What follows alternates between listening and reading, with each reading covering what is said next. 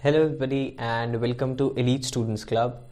आई hope आप सब ठीक होंगे, you are happy and fine at your homes. तो आज का जो हमारा टॉपिक रहेगा वो क्लास 9th के लिए लास्ट टॉपिक रहेगा इस चैप्टर के अंदर। जो हमने लास्ट टॉपिक किया था the fundamental unit of life, right. हमारा चैप्टर 5 था the fundamental unit of life. तो इस चैप्टर में हमने सेल ऑर्गेनल्स पढ़े थे। क्या पढ़े थे? सेल ऑर्गेनल्स पढ़े थे।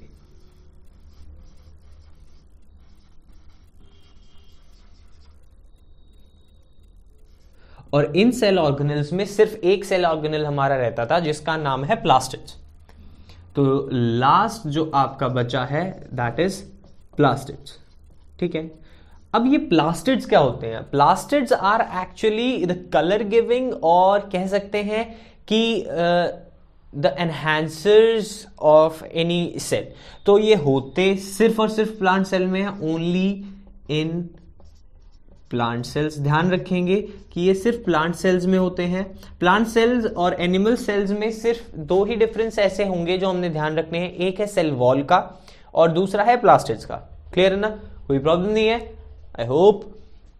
तो एक्चुअली जो होता है वो प्लास्टिड्स तीन तरीके के होते हैं, क्लोरोप्लास्ट, क्रोमोप्लास्ट एंड ल्यूकोप्लास्ट। तीन हो गए, क्लोरो, क्रोमो एंड ल्यूको, ठीक है। अब क्लोरो से आपको पहले ही पता लग गया होगा, chloro is meant for green colour. अब क्लोरोप्लास्ट में क्या होता है? क्लोरोप्लास्ट में होता है एक ऐसा पिगमेंट जो सनलाइट को एब्जॉर्ब करता है। उस पिगमेंट का नाम है क्लोरोफिल। क्या नाम है उसका? क्लोरोफिल।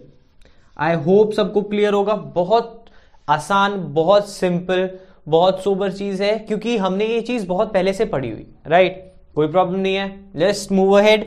क्रोमोप्लास्ट, क्रोमोप्लास्ट होते हैं अदर कलर्स।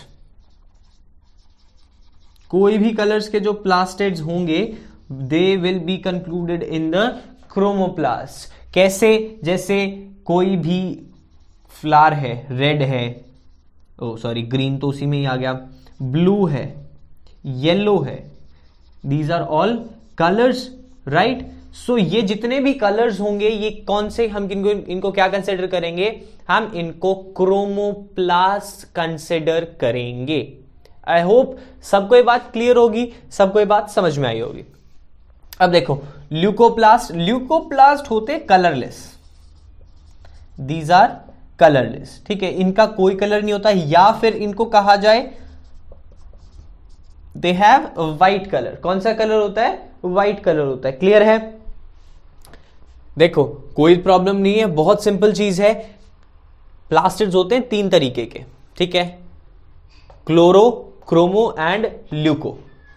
क्रोमो जो होते हैं वो कलरफुल होते हैं, क्लोरो जो होते हैं वो ग्रीन कलर, सिर्फ ग्रीन कलर के होते हैं, क्योंकि उनके अंदर एक पिगमेंट होता है जो सनलाइट फोटोसिंथेसिस के लिए एब्जॉर्ब करता है, और उसको कहते हैं हम क्लोरोफिल।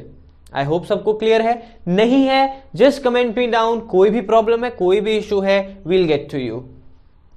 तो चलो इसको नोट करें and we'll be moving toward the last topic, we'll be moving toward the last thing which is remain in our chapter. उसके बाद ये चैप्टर खत्म हो जाएगा।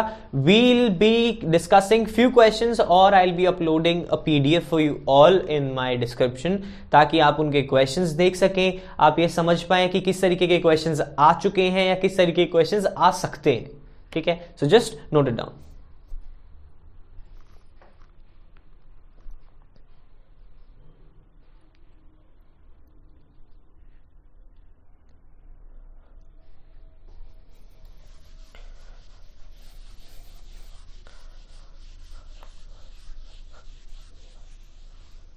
अब अगली चीज जो हमने पढ़नी है दैट इज सेल डिवीजन। क्या पढ़ना है हमने? हमने पढ़ना है सेल डिवीजन।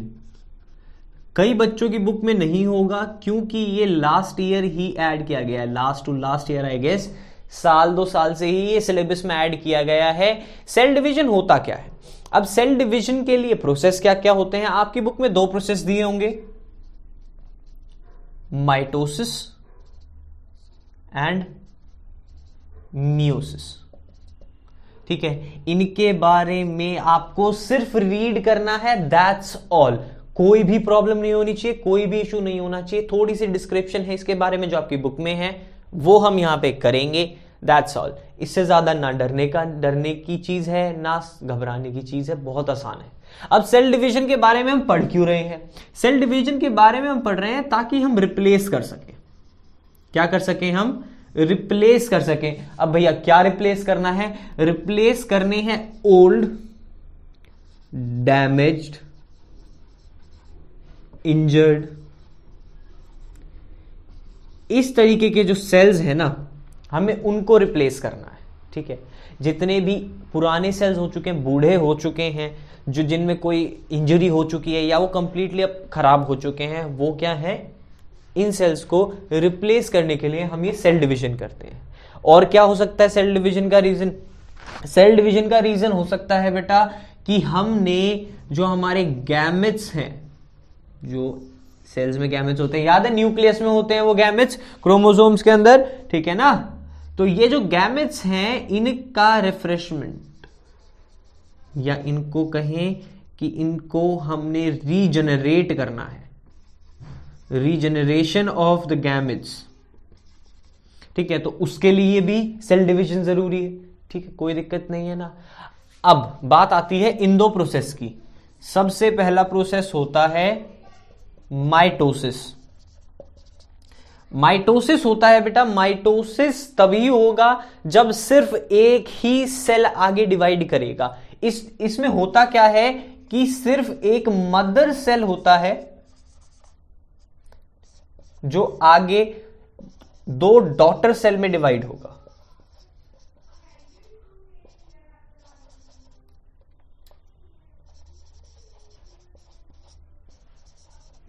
ठीक है, अब जो मदर सेल के जितने भी प्रॉपर्टीज थी, चाहे उनकी जो गैमेट्स थे, कोई भी चीजें थी, वो एज इट इज रिप्लेस, मतलब रेप्लिकेट होती हैं।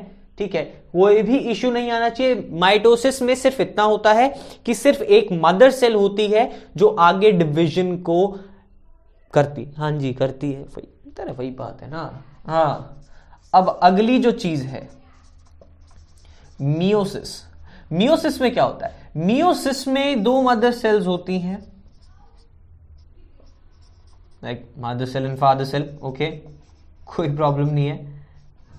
ठीक है, कुछ ट्रेट्स इनके, कुछ ट्रेट्स इनके, and they will form daughter cells. अब 2 यहां से, 2 यहां से, दिल बी 4 डॉटर सेल्स। क्लियर है ना। अब चांसेस वही है, होता वही है, ये 2 डिवाइड करते हैं, ये 2 डिवाइड करते हैं, इसमें भी इन्होंने 2 डिवाइड किए हैं, कोई प्रॉब्लम नहीं है। बट यहां पे जो चीजें थी, यहां पे कैरेक्टर्स जो थे, उनका जो ट्रांसफर रेट था, उनमें फ्लक्चुएशन हो सकती है। ठीक है ना, उनमें यह हो सकता है कि इनका ट्रेट ज्यादा है और इनका ट्रेट कम है। ठीक है, मेजॉरिटी एंड नॉन मेजॉरिटी, मतलब फर्क आ जाता है कि यहां पे ज्यादा है या यहां पे ज्यादा है, इसमें कम है या इसमें कम है, फर्क हमेशा रहेगा। ठीक है, इसीलिए मियोसिस में और माइटोसिस में एक बहुत बड़ा डिफरेंस आ जाता है कि यहां पे जो ट्रेट्स होंगे वो सिर्फ एक सिंगल सेल के ट्रेट्स होंगे, और यहां पे जो ट्रेट्स होंगे वो 2 अलग अलग सेल्स के ट्रेट्स होंगे। ठीक है, तो ये आपका चैप्टर था, बहुत आसान है। गिनती की 4 वीडियोस आई हैं, छोटी छोटी 15-15, 20-20 मिनट की वीडियोस हैं। You just need to spare an hour. 1 घंटा लगता है इस चैप्टर को प्रिपेयर करने में। ठीक है, कोई दिक्कत नहीं है, आप ढंग से प्रिपेयर करेंगे। आई नो बहुत ईजी चैप्टर था, कोई टफ नहीं था इस चैप्टर में, राइट। तो ये चैप्टर हमने अच्छे से कंप्लीट कर लिया है। अब इस चैप्टर की लास्ट वीडियो थी, ये चैप्टर हम खत्म कर चुके हैं। ठीक है, अब या तो पीडीएफ आएंगी या तो वीडियो आएगी, जिसमें हम डिसाइड करें, जिसमें हम डिस्कस करेंगे कि कौन से क्वेश्चंस आ चुके हैं और कौन से क्वेश्चंस आने के चांसेस ज्यादा बनते हैं। क्योंकि कई क्वेश्चंस ऐसे होते हैं वो डिफिकल्ट नहीं होते हैं, बट बच्चे उनको देख के डरते हैं। ठीक है ना। सो तब तक के लिए all the best and just take care of yourself. Thank you for watching and thanks for supporting. We'll be coming back with our new video. Thank you very much.